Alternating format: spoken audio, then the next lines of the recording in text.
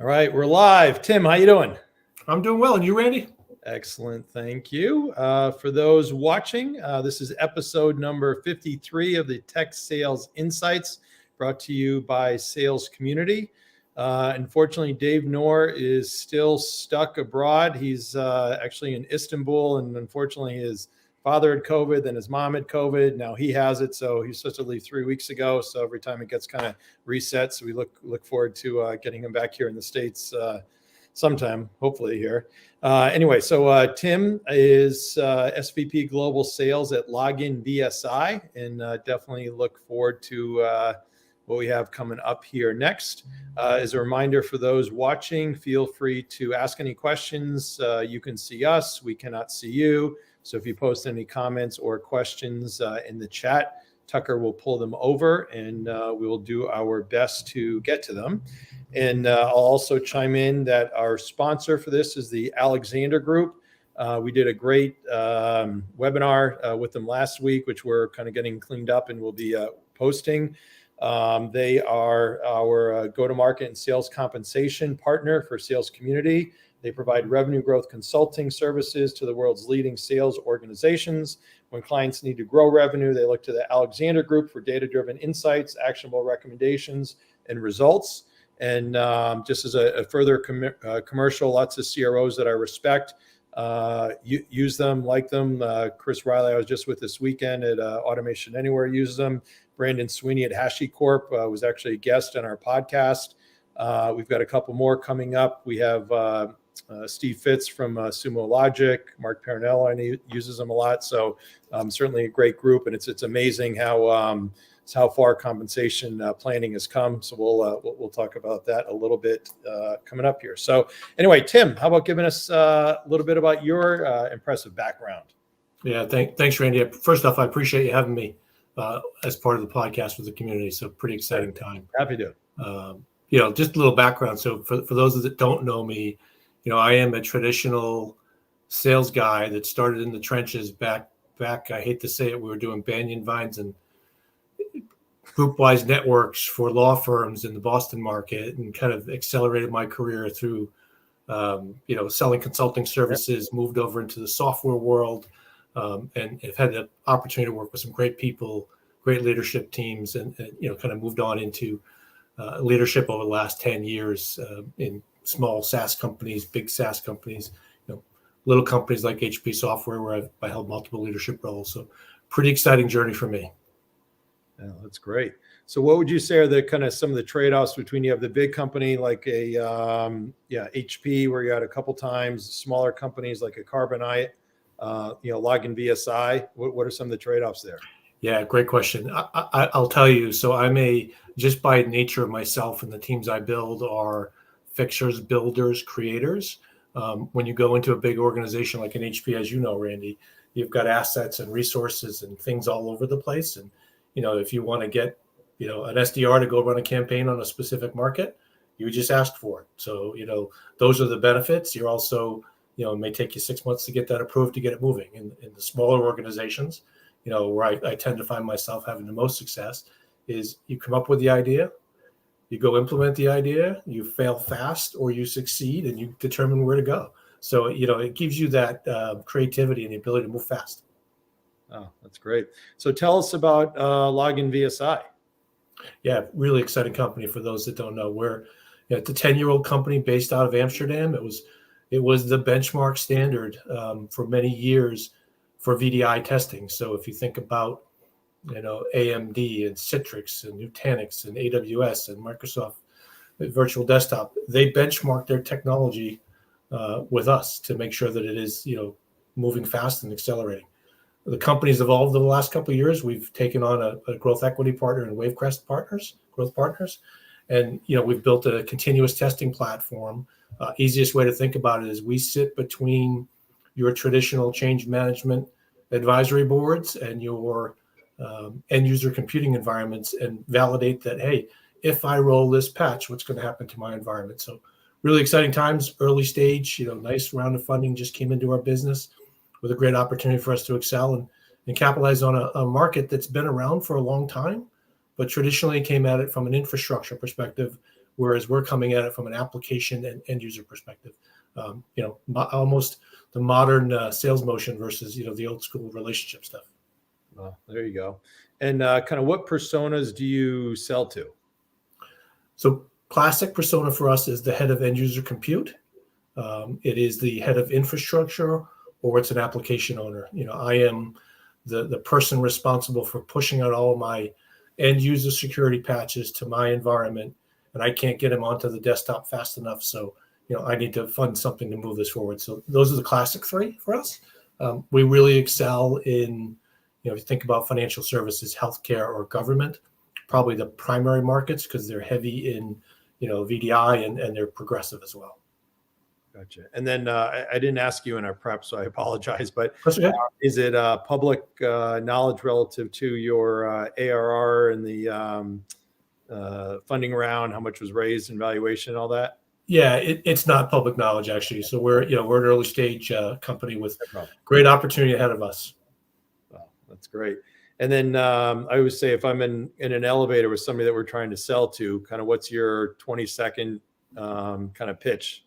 Yeah. So Randy, if I'm standing with you, I'd say, okay, you're going to get a patch update on your computer. You're going to get a patch update on your iPhone or your device. What's your first reaction? It's going to screw something up. Yeah, you got it. So that's my pitch. So how would you like to have a platform that ensures when you do that upgrade, it doesn't screw things up? Wow, that's great. And how's your sales team? I know you're growing. How's your sales team set up relative to kind of inside, outside channel, things like that? Yeah. So today I have a global sales organization, really regional based, with field sellers that are supporting, traditional geographies, think NFL cities, think major geos globally in the European theater. And then I have a channel ecosystem. So, with my channel background and experience, we're building out a, primary channel led go-to-market. We have, over 100 partners in our ecosystem today. We have specialized partners, we have high value partners, and we have some, the traditional, resellers that are carrying the paper for us. So, that's the go-to-market model for us, is to really leverage that. We do leverage technology to support the lead flow transition, that transparency to accelerate things. And thanks to you, Randy, I've got 2 new salespeople who've joined my organization in the last couple of days through your recruiting efforts. So I appreciate it. There you go. Great. Top talent recruiting. If you need help recruiting, let us know. I'm shameless plug. I'm not afraid. It's worked well. There you go. That's great. And talk to me about because we have SDRs that watch us as well as sales leaders. How do you see your SDR program working now? How do you see that evolving? What's your kind of words of wisdom to inside sales folks to grow and develop? Yeah, so I'm gonna take the question a little differently. I'm gonna just give a little story. So, I am a classic inside sales guy who worked my way up, and what I would say is, to me, you need to focus on, how do you efficiently master your expertise, whatever the company you're working for is, whether it's, a software company, a SaaS company, a hardware company. You need to make sure you listen to the mentors that are around you and learn the skills that are really important to get to the next level. So leveraging the tech stack, leveraging the folks, and moving it. So to go back to the question you asked, we're very small in the SDR world today. We're moving in a different direction. We're going to potentially build out a partnership with a third-party company to help us do that. But for me, it is about velocity. It's about identifying the right target audience and really being crisp in your message. Too often it's a lot of noise in that conversation when you first get a cold call from somebody or you get a message from somebody. So how do you simplify that? How do you get to the point? I think I heard on one of your podcasts recently, Randy, where one of your speakers was talking about do a little homework. A little bit of homework helps. Just do a little bit of homework on who you're trying to get to, and it'll progress things much faster for you. Yeah, absolutely. So we had Ed Carter, who's CRO of Empyrean, last week, and we talked about kind of outsourcing SDRs. His take was, hey, I want to own it, control it myself. And I know there's different schools of thought. The opposing thought, which I assume you buy into, which is okay, if you can kind of outsource it so you can focus on other efforts and you can get people doing that well, Assume that's kind of the path you're going down. Yeah, I think for me, it's time to market. We're a small organization. There are a lot of priorities for me and for my leadership team. So, focusing on, I believe that SDRs need to be working with, folks around them. They need a team around them. They need a management structure. They need some mentorship. And in a small company, it's hard to provide that, to let people be successful. So I'm looking to alternatives to do that. That's great. Who are you looking at, out of curiosity? We'll leave that alone. They're probably all going to call me right now. That's all right. No problem at all. I'm actually, I'm going way back in my early days. So I don't know if anyone on the call remembers Stephen Bisciotti, who was the founder of Aerotech. He's now the owner of the Baltimore Ravens. That was my first job out of college, was placing COBOL programmers in the insurance industry in Hartford, Connecticut. Early stage, Stephen's gone on, obviously very successful with his business, but one of his sub businesses where we're talking right now. Oh, cool. Very good. And so speaking about over the years, kind of how have you seen just the evolution of sales? Oh, great question. I'm a classic relationship network enterprise salesperson. Get in, figure out who you know, how do you connect to the next person, old school, get on the road, get in front of people. It's just especially with the pandemic, with all of the things that have gone on in our world, it's just accelerated. I mean, your access to people, your ability to articulate your message quickly and get to more meetings in a day, get to more conversations a day is dramatically changed. The technology stacks that are out there that, we're evaluating to implement in our organization just allow you to move so much quicker.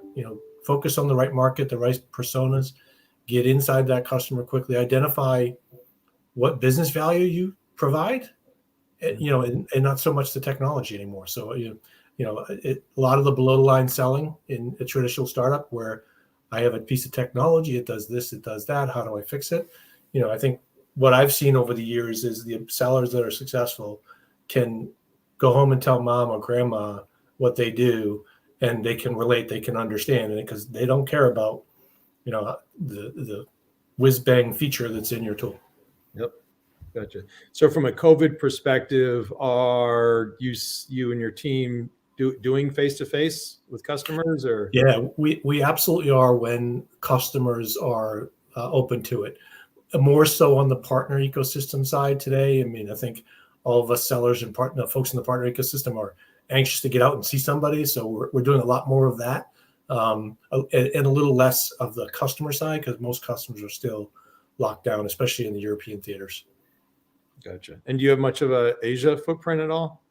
So we have customers all over Asia. We do not have a formal Asia footprint. I have one seller that, is really reactive to the market for us today. Gotcha. All right. Nothing wrong with that. Yeah, it's interesting. I think for those, I think a lot of people are squeamish about, getting out and don't know, but there are, for those that are, going out there face to face. So this certainly provides you a unique opportunity to get those extra bonds, if not with end user customers, certainly with all the partners that'll probably pay dividends, for a long time down the road.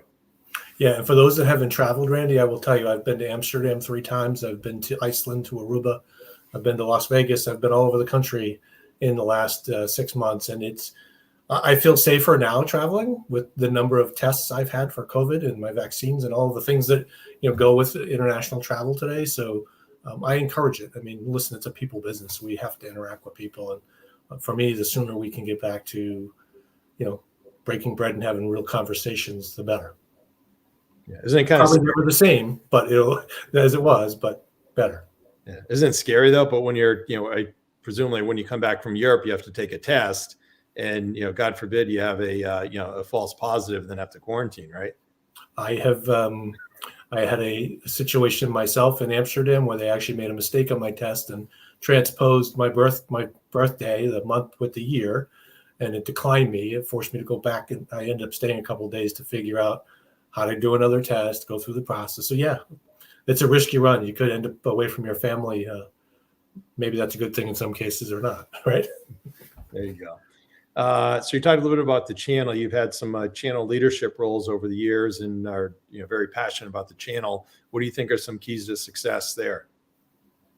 Yeah, to me, it's all about listening, relationships, trusting, especially as a as a provider to recognize that, if I'm Randy Seidel and I spent 10 years building a relationship with, Bob Wisnowski, the CIO, or somebody at one of these large organizations, you're a risk to them. Every one of us is a risk to that person who has that relationship. Are they going to make me look good? Are they going to make me look bad? Or are they going to help me progress my relationship? So like my coaching to anyone who's looking at channel is make sure you understand where the relationships lie, right? Make sure you understand the value prop, listen to each other and partner, and truly partner. It can't be I have the product, you go sell for me. It has to be a true partnership where you're actually identifying this is where we can add value. And then especially in these times, I mean, the partners that have those longstanding relationships, they have access into people's homes and their conversations outside of, hey, I'm going to meet you at a trade show or an event. So to me, it's a critical part of the world right now. Yeah, that's great. What do you see the ranges these days on what I'll call kind of the margin profile that partners get? Oh gosh, it's all over the place.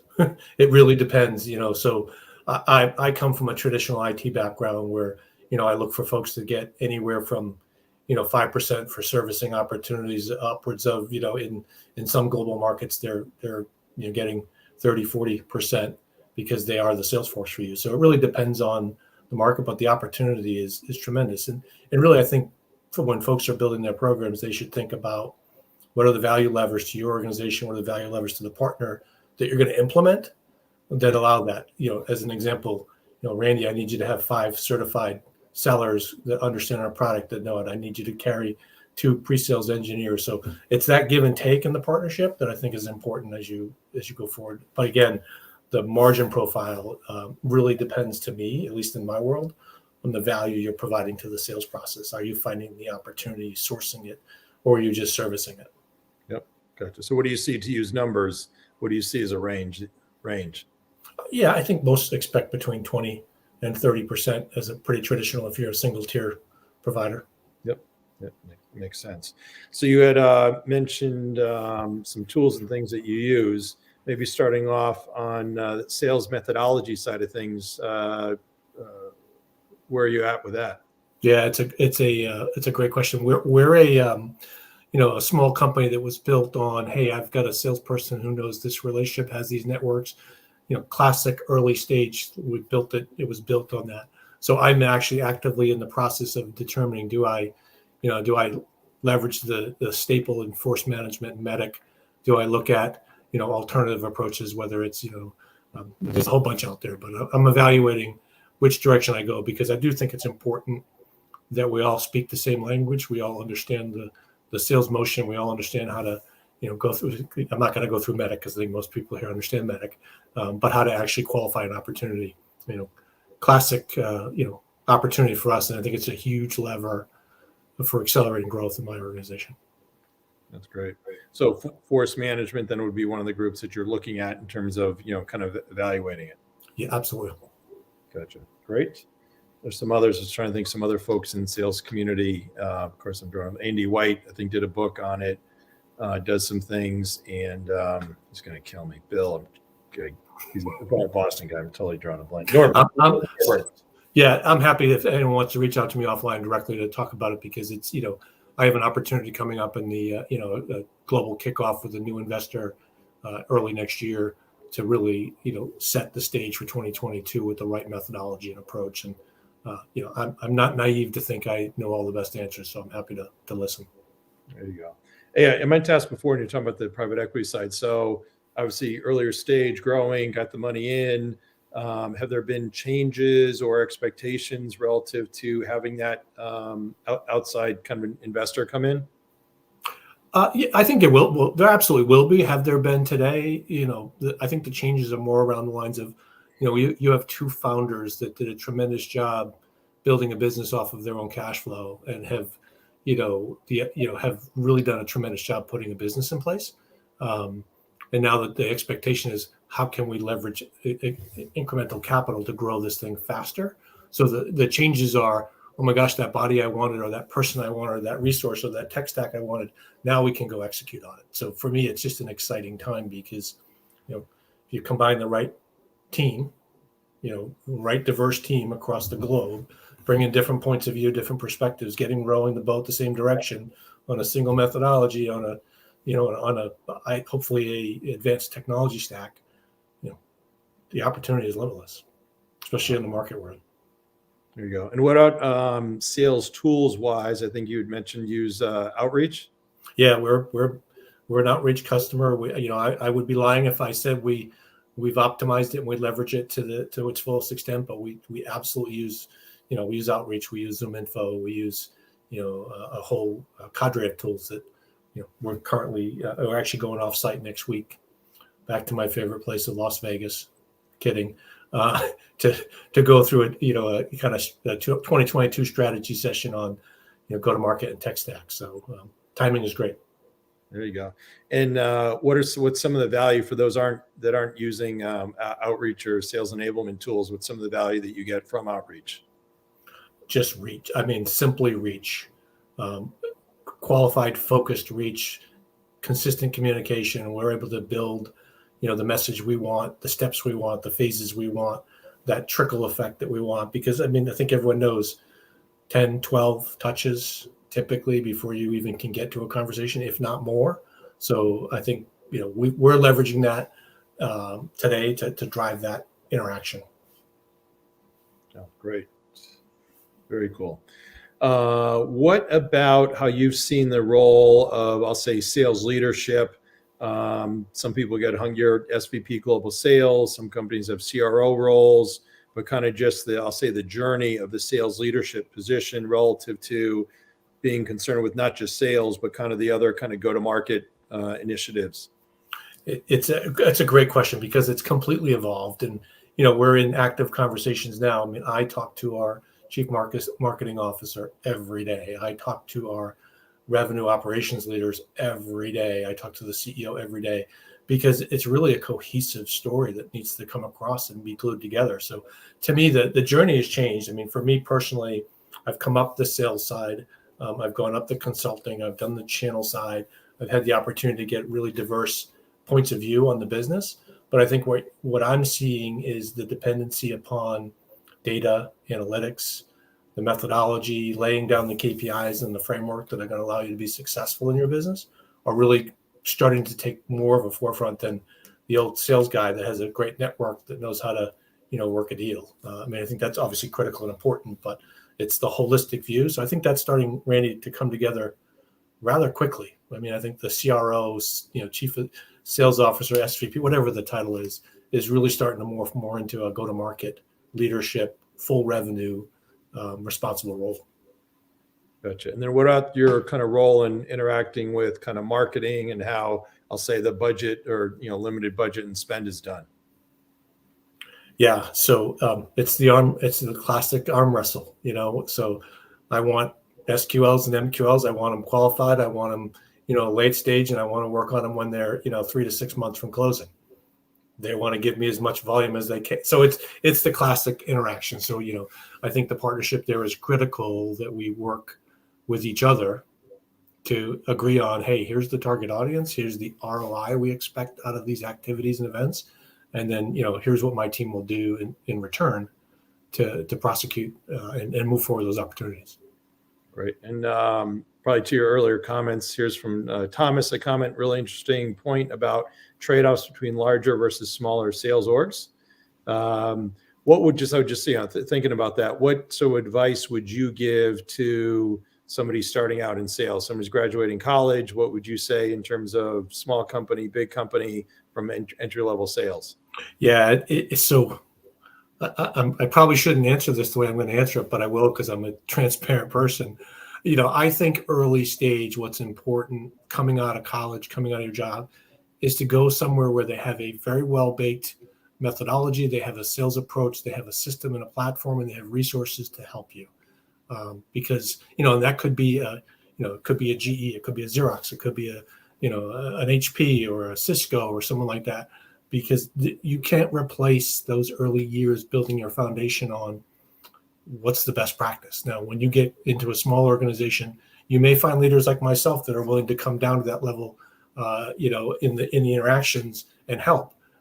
But you really have to be able to do it yourself, in a small organization. So my advice is, depending on your personality, depending on your skill set and your aptitude, really would drive that. But look for framework, methodology, approach, mentors that are going to help you get to the next level. Randy, you're passionate about this. I'm sure you have some perspective as well. Yeah, I mean, I am a bad example. So I started EMC when it was tiny. I'd argue the plus. I'll say pluses to both, right? So pluses are you understand everything that goes on in the company. You're in the weeds of knowing everything. You know all the different cross functions. But then to your point, going to a bigger company, more established, you may be more stovepiped in sales, but you're going to get kind of trained and groomed really well. Both are good outcomes. And I will, when I talk to people that are graduating college, thinking about jobs, just in our era, if you left somewhere after 5 years, something's wrong with you. Today's day and age, somebody can go a year, and keep changing jobs. It's kind of not that big of a deal. So I say, if you like the company culture, try it and see what happens. So Randy, on the heels of that, though, I think what's important, what I learned, and actually some of my mentors taught me early, was plan through your goals. Spend some time planning through your goals. So if you're coming out of college and your aspiration is to be a CRO one day, think about the skills, the aptitude, the areas of expertise you're going to need to learn to get to those roles, and intentionally build your career plan based on that, and just recognize that the second you start, you're going to get punched in the face, and it's going to change and go a different direction, and be okay with that. But at least have an intentional plan that says, here's where I would like to be. And it's okay to change it. I mean, I tell my children and my daughter this as they go into college. Like, it's okay if you get there and you don't like it. You can make a change. That's the great thing about the new world today. Yeah, I mean, my daughter, she'll kill me for saying it, but I was trying to get her out of college, have her go to a smaller company. She went to Oracle, didn't listen to me. Then kind of NetSuite, which is a smaller part of Oracle. So she did get, in hindsight, great training and grooming. Now she's at Decision Link, which is a smaller company. So lots of different ways, I guess, to progress on the career path. So just so I don't forget, on the compensation side, so I mentioned Alexander Group is our sponsor. How have you seen compensation plans evolve over the years, kind of be of value over the years?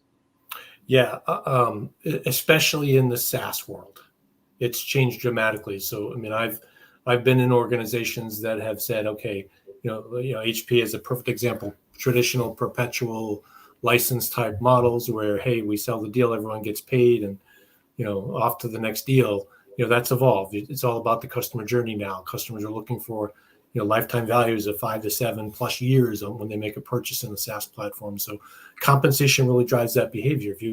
If you compensate somebody in the SaaS world to do on ACV, annual contract value, guess what you're going to get? You're going to get a bunch of 1-year deals that are ACV. If you look at it as a total contract value and you start to mature that. So I think it's important to really understand the motivations behind where you're trying to take your business and craft that plan around that. I will also say that folks are commanding in our world, which is really exciting for all of us. They're commanding much better compensation plans these days than in the past, because you can create significant long-term value for a company like a Login VSI. If you can bring in a global enterprise customer and they're going to be with us for 7 or 8 years, you have an opportunity to do a lot of good things for your company. Yeah, absolutely. So I think love what you said, but compensation drives behavior. So it's all about nailing that. And if you got to adjust along the way, work it accordingly. Bob, you must have been coached on simplifying things, Randy. Yep. Yeah, exactly. Exactly. Easier said than done. So Bob, thanks for your comment. Love the topic. Looking forward to this. Thank you. So appreciate it. So for those tuning in, we have Tim Puccio, who's the SVP Global Sales at Login VSI. And feel free to post any comments or questions that you like here as we go. So talking about longer term customers. So what's the role? I would imagine you're kind of smaller, so probably not quite there yet, but kind of how do you see customer success kind of evolving relative to you have, kind of existing customers versus, hunting, farming, kind of that whole paradigm? Yeah, it's a great question. To me, the customer journey starts the moment you start selling to them, and it needs to continue all the way through to the point in which they're, 5, 6, 7, 8 years into their journey with you. So to me, it's absolutely critical that it's seamless between what are you actually solving for that customer, what's the customer's expectation value that's going to come from their solution, and how does that transition into lifetime. We at Login VSI actually, because the product is solid and because we have a really good customer success team, we get to enjoy long-term relationships. We have the opportunity where, when we close an opportunity with a customer, day 2, the customer success team is engaged, and it's a journey. So pretty exciting stuff. Yeah, that's great. What about lessons that you've learned along the way personally? Oh my gosh, where do I start? So let me give you a story. I'll try to make it quick, but Okay. I think it give you some context. So, early in my career, I'm thinking, 28, 29 years old, crushing my numbers, having a ton of success, enjoying the, all the rewards of, building out Greenwich Technology Partners and having a, really good run, having a friend in my ecosystem say, hey, I know these folks over at NEC Computers, and if you don't know Packer Bell and all of those guys, they're trying to retransform their business. They'd love to talk to you about building something. So I went from being, top producing sales executive, crushing my number, making, a good living, a lot of success early with my, family, walking in as a, new VP of sales to an organization after telling them what they should do, and literally thinking about the world in my linear way of thinking, like, this is how I sell, this is how everyone's going to sell, this is how everyone's going to work. And it was the biggest failure of my career.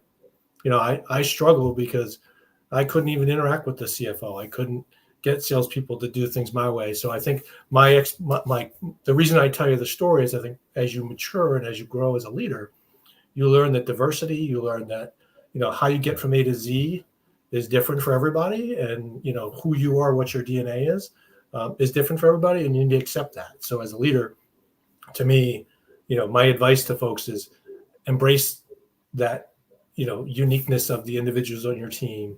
Start to understand, okay, what's their motives? What are they trying to accomplish in their career? Be an enabler. I think of myself as more of a servant leader. So for me, it's how do I help somebody get to the next level? I'm the classic. I'm more excited when I see somebody win a deal or when I see somebody get promoted than they probably are, because I know how much work goes into actually getting that to happen. So my advice is, slow down, make sure you master your expertise, learn from people, build your ecosystem around you. And oh, by the way, take chances. Don't be afraid to fail, because you're going to fail more than you succeed probably. And the quicker you can get up from failing and come back at it, the better you're going to be in your career. Well, great tips there for sure. Anything else when it comes to kind of suggestions around coaching? Yeah, I do. I actually have a couple. So for me, I'm a former athlete. I'm a kid who walked onto a Division I program who did not belong in a Division I program at Northeastern, playing football, at 5'10", running a 5 40. Realized very quickly that it wasn't probably my expertise, so I moved over to a small Division III college. You weren't there when Jim Murphy was there, were you? I might have been. Yeah. So I was there right at the end of Barry Gallup's Love Barry. right as they shut down the program.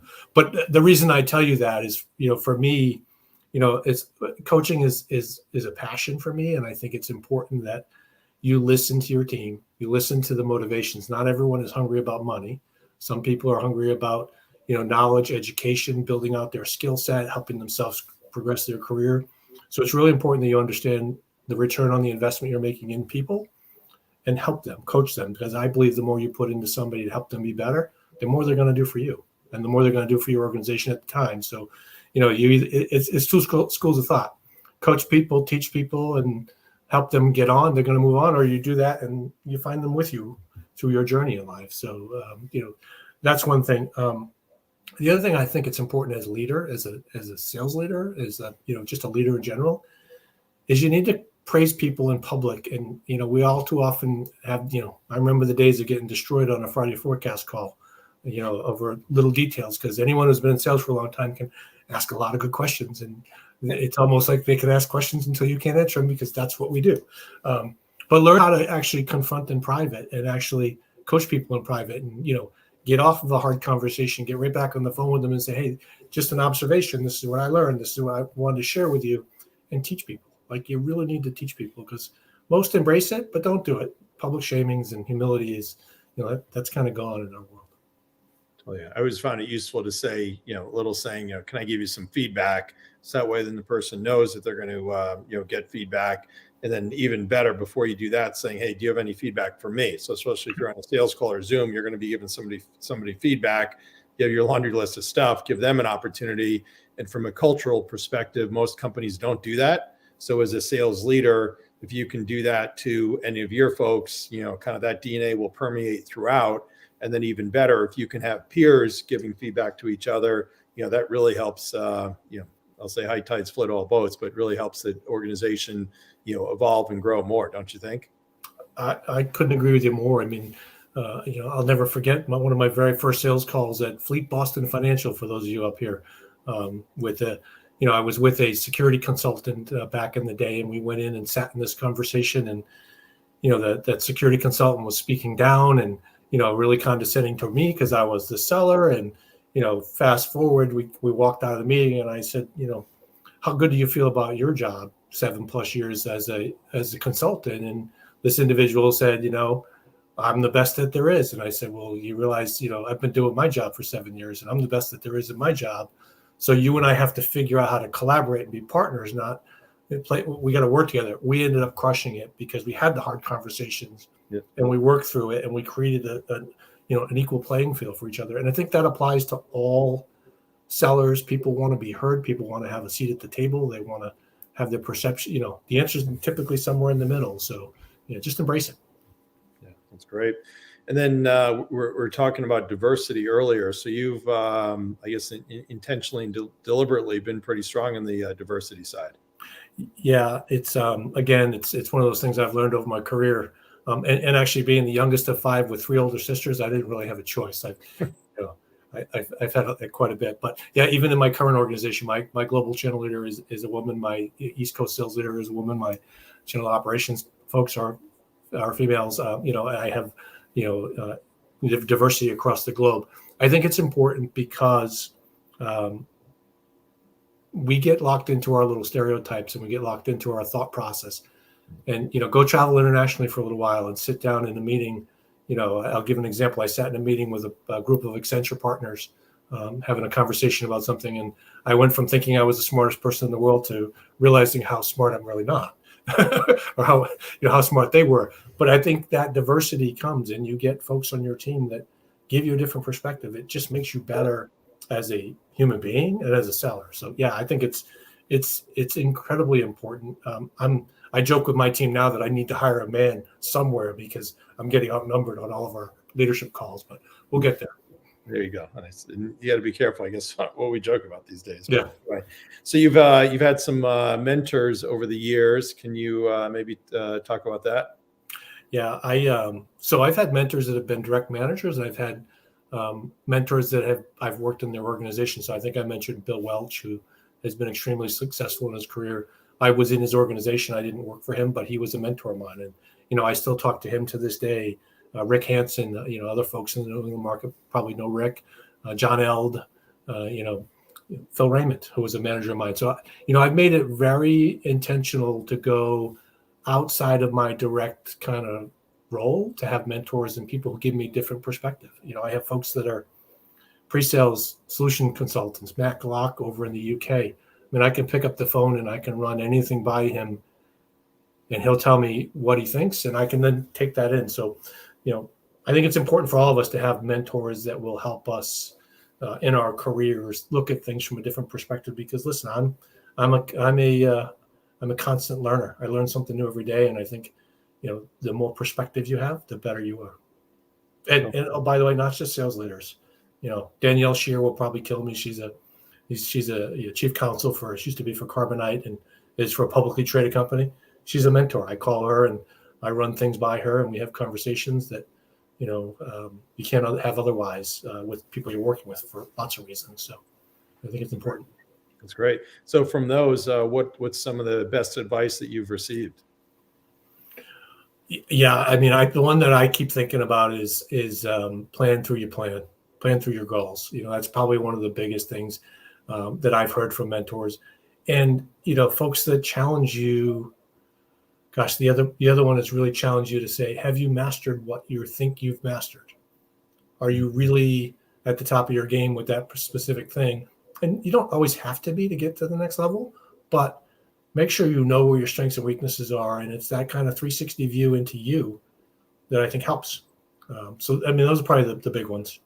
And then, people tell me I should hang out with Randy Seidel more often is, always a good piece of advice. There you go, especially on LinkedIn Lives. So I guess maybe based on some of that, what advice would you give to your younger self? Slow down. Don't be so quick to make decisions on certain scenarios. I think early in my career, I had this this mindset in my head that success equals becoming the leader, becoming the boss, becoming the manager, working up that, and frankly, depending on where you are in your personal journey, that may not be success. And I think slowing, if I had to give it to myself, I'd say slow down and think about where you are. You have young children, you want to coach their sports team. Being a leader is probably not the right time. Maybe it's an individual contributor where you can go and just worry about you and your family. If if you've got other requirements in your life that, so I think it's really, to me, it would be slow down, really think through your process and why, and understand it before you do it. Yeah, that's great. Any tips around work personal life balance? Yeah, I'm so I will just tell you, and anyone who's worked for me knows this. If you can't manage your personal life, I can't manage you. That's what I tell people. So, I think it's critical. I have young, well, not young anymore. I have college age and college graduate and high school age students, and I make it a point. I get to their activities. I go to their events. My wife and I, we go out to dinner once a week usually, and it's a little date or whatever. But I think it's important to have that balance, because when you're focused, you're focused. When you have balance, you're balanced. It's actually, I think if you go to the back of Sales Advisors, I think I have it marked, and this wasn't even teed up, Randy, but I think you have this balance section in the book. I think it's critical, because we're all workaholics. Most of us in this industry, we just work, and we enjoy it. We love it, but you need to have that that balance in there. Find some time to exercise. Find some time to do the things that are important to you. Read a book. Maybe not Sales Advisors every week, but read something that's good for you, right? There you go. So did I see you actually had pages marked? I do, because I'll tell you what the pages I have. I have sales methodology marked. I have, I'll give a shameless plug to the second section here is Randy's successful tips. I have that marked. And then I have the life balance section marked, because it's really, those are key themes in my business. And I have the methodology section marked where, I can reflect back and say, okay, am I thinking about this properly? So it's a good tool. Oh, awesome. That's great.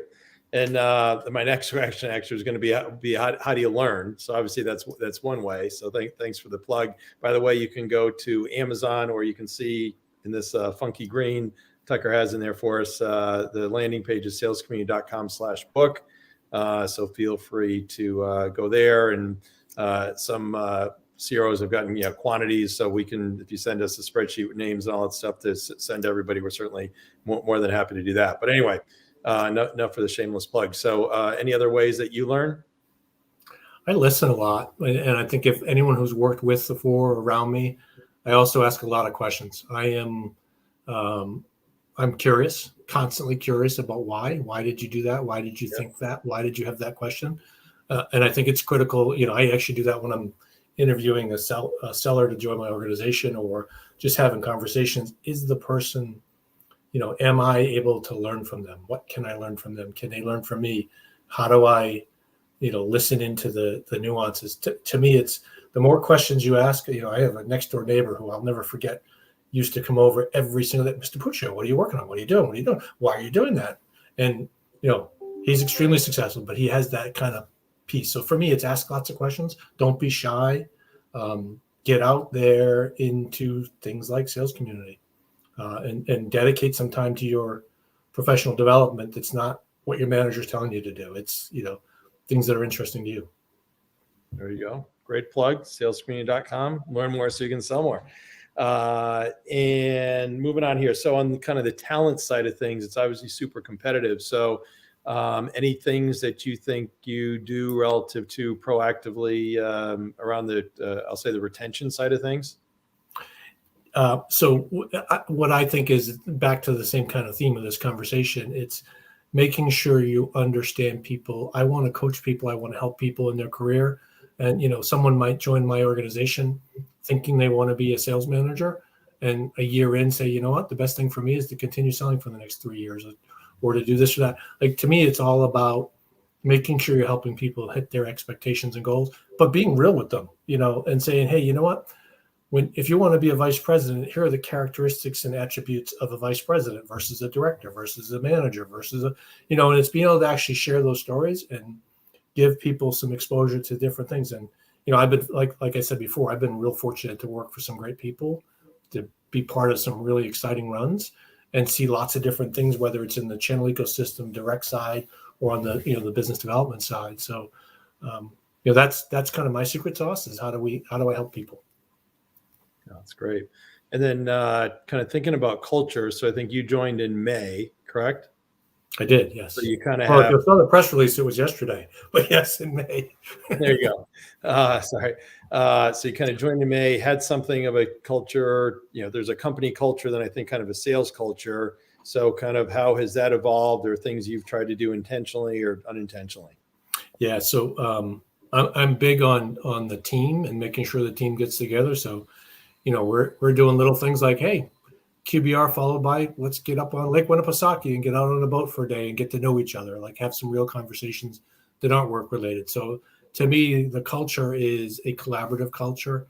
I have such a diverse set of skills in my sales team, where people ranging from 20 years of sales experience to 3 years of sales experience, and they help each other, because what I'm learning is, the younger sales generation is so much faster at doing things. And they look at, folks like myself and some of my older sellers and say, hey, you can do that in 3 clicks of a thing versus, 40 phone calls. So like that diversity to me, and my culture is like, let's work together, let's collaborate, let's learn from each other. So when we're doing a deal review or an opportunity review, pull in somebody else to look at it. Let's talk about it. So you gotta have fun. Like, listen, I have 3 things on my kickoff deck. One is, you got to be able to grind.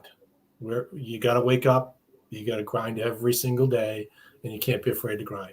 2, you have to have an insatiable desire to win and figure out how to win. And 3, you got to have fun. If we're not having fun doing this, then why are we doing it? So, it's hard to balance those things sometimes, but that's really kind of my motive. That's great. You didn't bump into Kevin Haverty up at Lake Winnipesaukee, did you? You mentioned that, but no, I probably have. I wouldn't have known. That's small world. We're up, I think it was Labor Day during COVID last year, and he called me randomly for something or other, and somehow we said, where are you? And ended up, I was literally like 10 minutes from where his house was. So we were able to get together. So total small. Yeah, lots of good things happen on Winnipesaukee. So yeah, there you go. What about talking about trends? Kind of what are you seeing? Maybe, first start off within the, industry or the space that you guys are in for testing DevOps. Yeah. So I think we all know this. End user experience and customer experience is paramount to everything these days. So if I'm running Microsoft Teams in a global environment, and my 6 executives sitting in their lake houses or wherever they are having stability issues, the application is junk. Whether it's the application or not, the application is junk. So the trends that we're seeing is folks are trying to automate and stabilize environments. Folks are trying to figure out, how do I make that end user experience paramount to anything? So those are the biggest trends we have. So we're, as a company, we're focused on ensuring success of the end users, ensuring success of the application owner, because I think it's moving away, especially with cloud.